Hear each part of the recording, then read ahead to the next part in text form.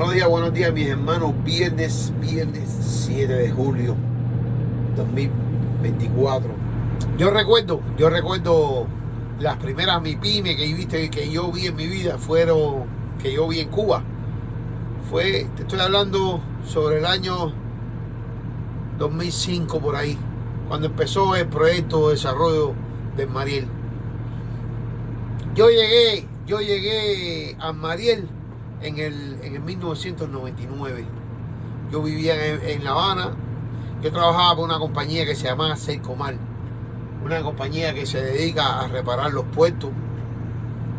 Fuimos a un proyecto que se llamaba, el proyecto no se llamaba Zona de Desarrollo Mariel. En aquel tiempo no estaba eso, no habían vendido todavía ese proyecto. El proyecto que estaba ahí en el Mariel, el primer proyecto que se iba a hacer ahí en la zona de desarrollo, era una terminal de crucero, la terminal de crucero que hicieron en La Habana.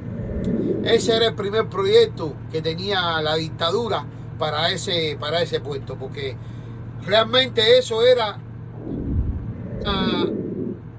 una bahía que cierra esa parte de ahí, que tiene aeropuerto, tiene entrada de mar y tiene entrada de tierra. O sea, que es un buen lugar para el proyecto que ellos hicieron.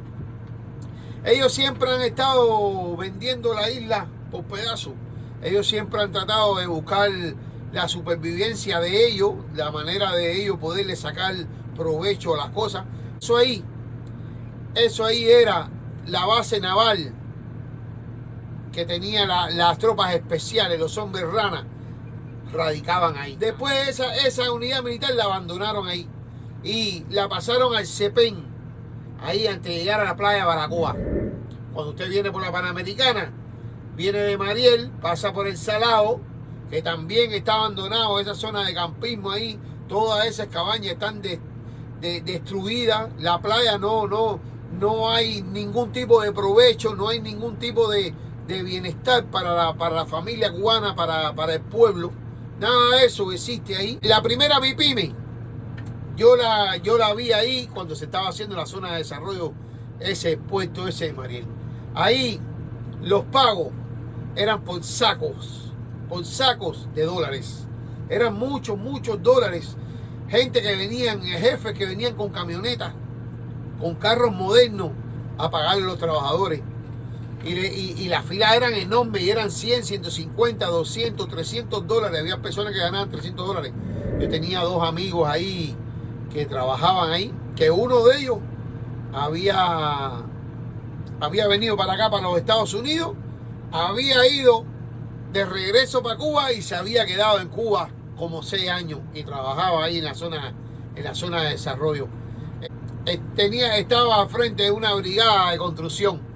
Él es encargado de encofrar y los puentes con los arquitectos y los ingenieros y esas cosas.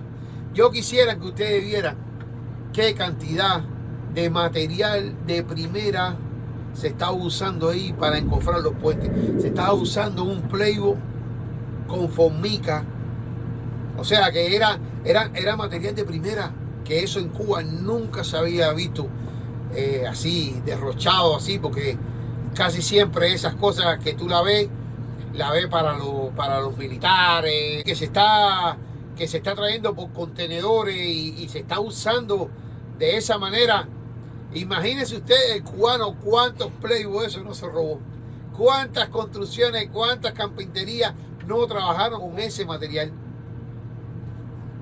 Eso era terrible, el derroche de todo lo que había, de clavos, de materiales de construcción, de cabilla, de cemento. Se perdían los camiones de combustible, se perdían los camiones de materiales. Aquello era terrible, el corretaje que había para armar todo aquello.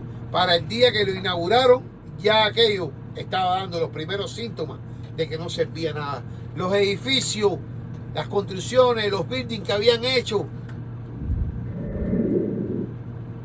las oficinas, estaba el salidero, no había empezado a trabajar ya los trabajadores y había salidero por las paredes, se filtraba la humedad del mal trabajo que se había hecho ahí.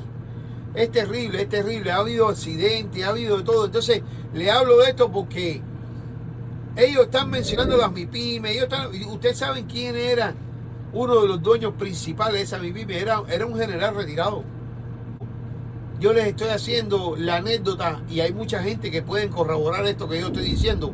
La persona, el pueblo de Mariel en ese tiempo levantó un poco su economía. Yo te estoy hablando del pueblo porque la dictadura nunca ha tenido nada que sirva. No había un hotel, ahí no había un lugar donde todos esos extranjeros que estaban trabajando ahí, porque eso es otra. Al pueblo de Cuba le dan el trabajo, el que ellos pueden explotarlo, el de mínimo acceso, el que no tiene mucha facilidad de controlar las cosas. Que los que sí podían, esa gente los traían del extranjero. Entonces el pueblo de Mariel empezó a rentar las casas. Rentaba una casa de 3 cuartos, rentaba $10 diarios a cada uno, eran $30. Y así mucha gente se hicieron de su dinerito, la economía le prosperó. Que todavía actualmente eso existe en el Mariel, porque como están las plataformas, o ya creo que ya eso ni existe tampoco, las plataformas estas de corriente que había rentado la dictadura para poderle dar corriente a todos los callos y a todas las cosas, porque a la población se sabe que no se le da ningún tipo de servicio de esto. Ahora son los tucos.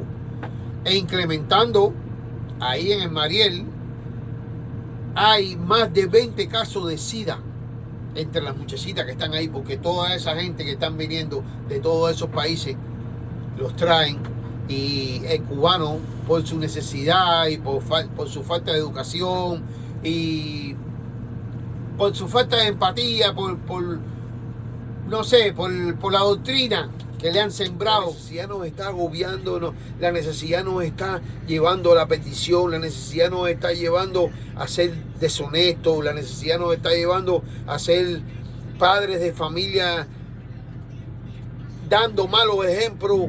Hermano, tenemos que ser libres.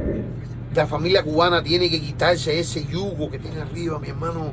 Ese yugo que nos ha quitado la educación, ese yugo que nos ha robado la empatía, ese yugo que nos ha obligado a dividirnos, a separarnos, a buscar la felicidad en otros lugares donde no nacimos, donde tenemos que llegar y donde no queremos las leyes que hay en ese país. Queremos, porque estamos tan mal educados, que queremos llegar y implantar nuestras leyes, nuestras costumbres. Queremos hacer las cosas a nuestra manera. Estamos adaptados a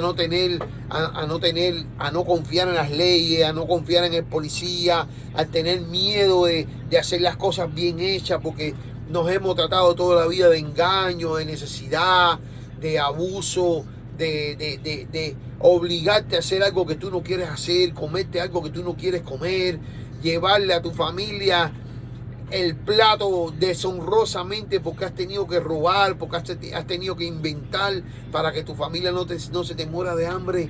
Mi hermano, necesitamos libertad. El pueblo de Cuba necesita libertad. El pueblo de Cuba necesita recuperar esa educación que teníamos, ese amor a la familia, ese buenas tardes, ese discúlpame, tenemos que recuperar esas costumbres, hermano. Eso, cuando tengamos eso, cuando sepamos quién es el culpable de nuestras necesidades y llevemos a la conclusión de que debemos unirnos entre hermanos, entre familia, para podernos quitar el yugo, ese día vamos a ser libres. Ese día vamos a estar dispuestos a llevar a nuestra familia por el buen camino, por el camino del amor, por el camino de la sabiduría, por el camino del entendimiento. Gracias te doy, Dios, porque tú estás oyendo las oraciones de tus hijos, las oraciones de tu pueblo, porque tu promesa dice que donde haya dos invocando tu nombre, Señor, tú vas a estar, Dios, ahí como faro y guía de las necesidades de tu pueblo. Gracias, Dios, gracias porque nunca nos has abandonado. Gracias porque nos has llevado a pruebas, pero esas pruebas nos están llevando a la sabiduría, al entendimiento, al progreso, nos va a llevar al futuro de nuestra familia. Gracias te damos, Dios. Gracias, gracias, gracias.